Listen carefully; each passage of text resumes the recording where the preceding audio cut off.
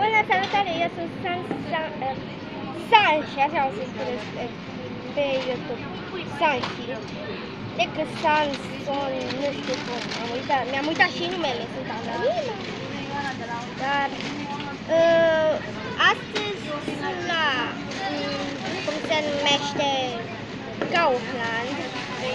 Prietenii mei sunt acasă, mă așteaptă cu multă dragoste și bucurie.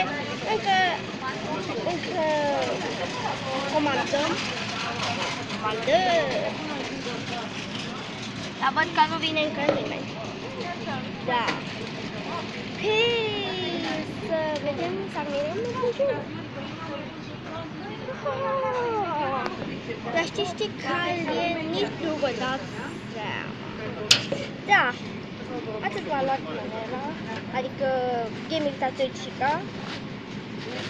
Și sunt din Chilțimal, nu știu cum e, da, și știu să cam se numește, sunt împiedicată, dar sunt cam un pic prostuță, împiedicată și cam locat. Și da, cam atât a fost. Nu uitați să dați like la canalul Gamerii Tătăcica, adică lui Manela. Pe să-i dați like-uri cât mai multe și ne revedem data viitoare.